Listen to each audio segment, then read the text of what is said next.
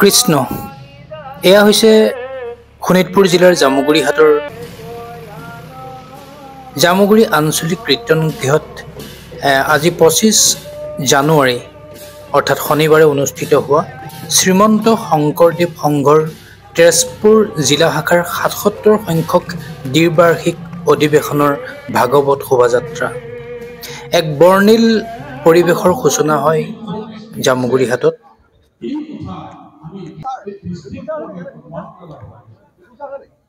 যি শোভাযাত্ৰাত আচলতে বহু কেইজন বিশিষ্ট ব্যক্তিয়ে অংশগ্ৰহণ কৰাৰ লগতে শংকৰী কলাকৃষ্টিক উদ্ভাসিত কৰিবলৈ প্ৰয়াস কৰিলে এই শোভাযাত্ৰাই। জামুগুৰি আঞ্চলিক শাখাৰ সহযোগত অনুষ্ঠিত এই দ্বিবাৰ্ষিক অনুষ্ঠানৰ মুকলি সভাত ধৰ্মীয় সাংস্কৃতিক ক্ষেত্ৰৰে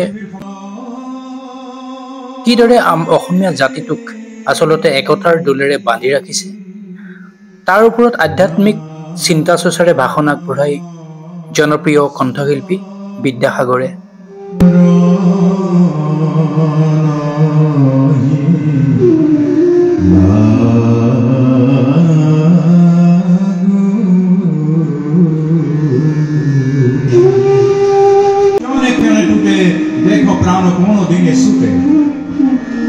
নিজৰ মনটোক কৈছে হে মোৰ মন আয়ুষ ক্ষণে ক্ষণে আমি যে ইয়াত ৰাতিপুৱাৰ পৰা বহি আছো আমাৰ আয়ুষ মাইনাছ হৈ গৈ আছে ফিকশন অফ সেকেন্ডে আমাৰ আয়ুষবিলাক মাইনাছ হৈছে। গুৰুজনাই কৈছে ৰে মন আয়ুষ ক্ষণে ক্ষণে তুতে দেখো প্ৰাণ কোনোদিনে চুতে।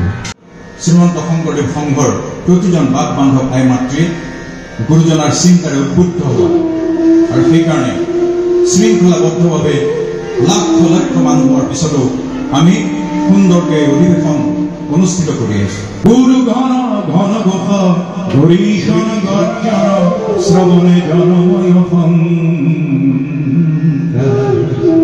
বানৰ সেনাপতিৰ গুৰু কোন আছিল? প্ৰভু ৰামচন্দ্ৰ। গুৰু ঘন ঘন ঘোষ গুৰুৰ নাম ঘনে ঘনে ঘোষণা কৰিছে, হৰিশন গৰ্জন আস্ফালন কৰিছে কি বুলি?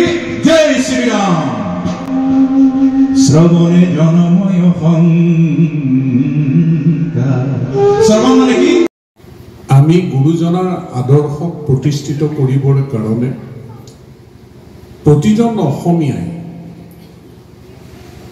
আমি কষ্ট কৰিব লাগিব।